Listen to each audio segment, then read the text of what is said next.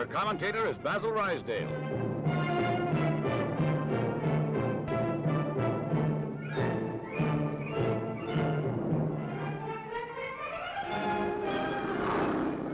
June 21st, 1941. With treacherous assault, Germany declares war on Soviet Russia. Even before Hitler's proclamation had been spoken, Nazi bombers were taking toll of hundreds of innocents and untold numbers of homes and buildings. Moscow in 3 weeks was Hitler's promise to his then weary people, but he did not know the Russians.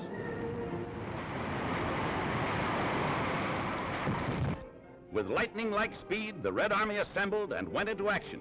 Its men and its tanks were ready to fight the greatest defensive battle the world has ever known.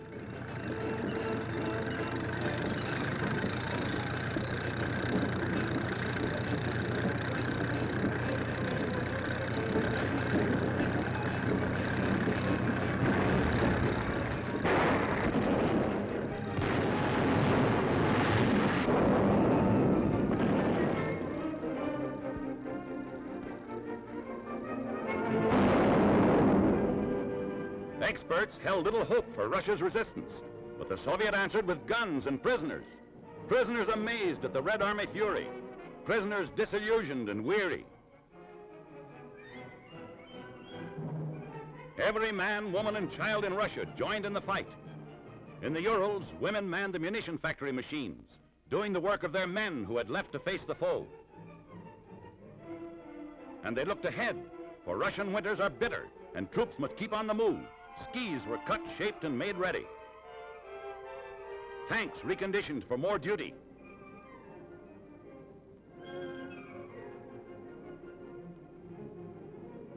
Stalin, on November 7th in Red Square, Moscow, rallied his fighting troops. With the German army only 30 miles away, Russia's army was ready to deal with the treacherous enemy.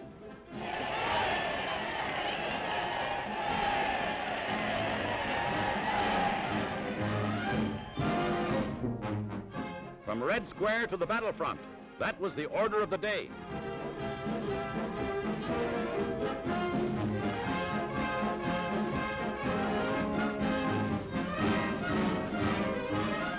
The Russian winter had arrived, Russia's greatest ally, and all Russia was ready to fight.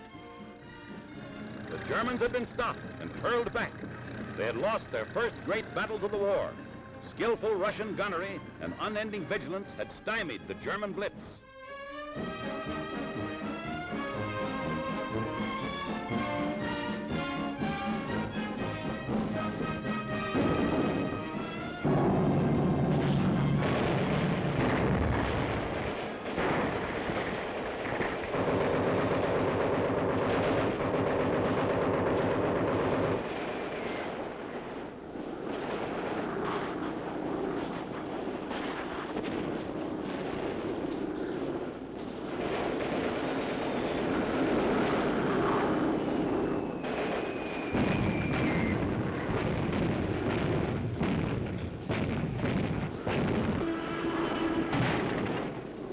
Expert marksmen, these Soviet fighters, and here is evidence of their great skill in anti-aircraft fire.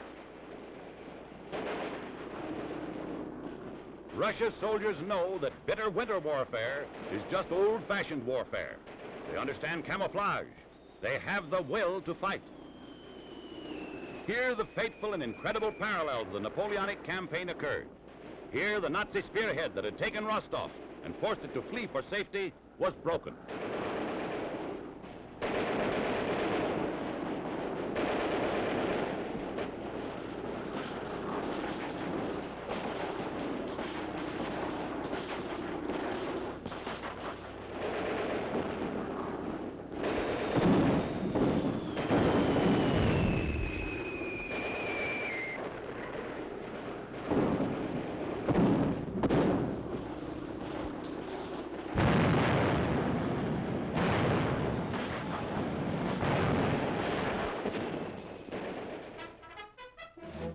Under cover of Russia's heavy artillery, the cavalry goes into action. With each new Nazi gain, the Russians push them back, relentlessly, irresistibly. The indomitable Soviet cavalry fighters harass the enemy everywhere.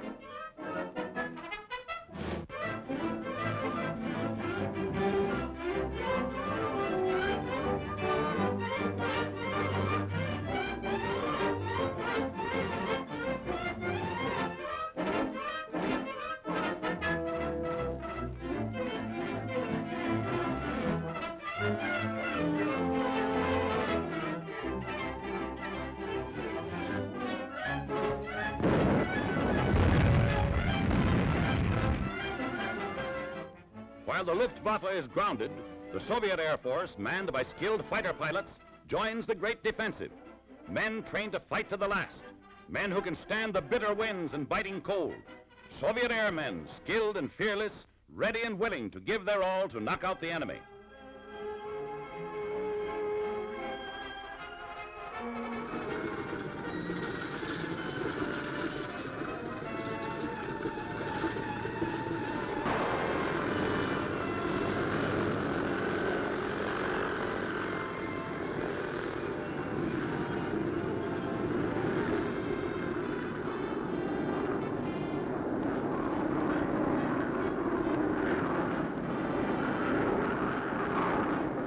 German tank road is sighted, but it soon will be a useless jumble of shell holes and blasted terrain.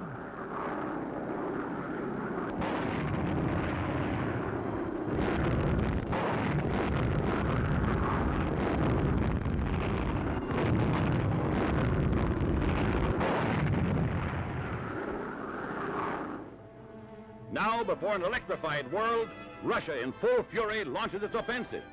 The retreating Nazis are wounded, harassed, and scattered over a 1,000-mile front. Despite the Arctic cold, the Red Army employs its great 52-ton assault tanks. Each monster mounting in its turret a heavy 4-inch gun, a machine gun, and smaller arms. This offensive was not according to the Nazi plan. Russia was prepared to meet the threat and tear it to beaten bits.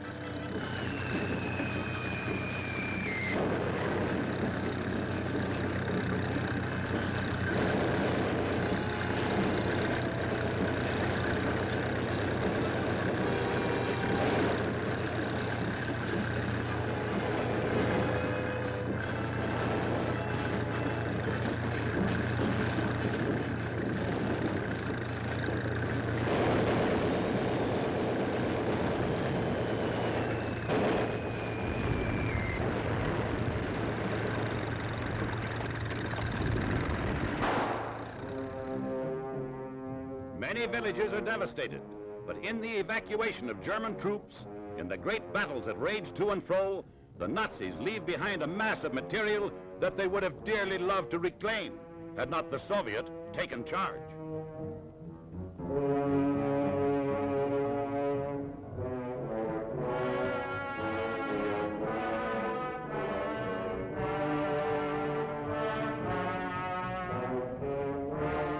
Prisoners, ill-clad for 30 degrees below zero, hungry, frozen. Hitler's dream of winter in Moscow is smashed.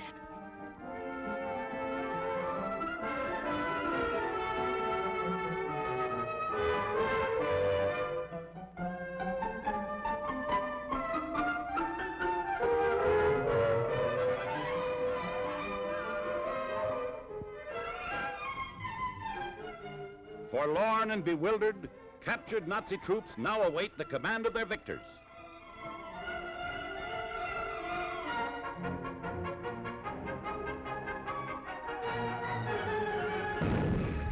The battle will go on, and history must record that the Nazis' first defeat came when Russia stopped Hitler in the winter of 1941.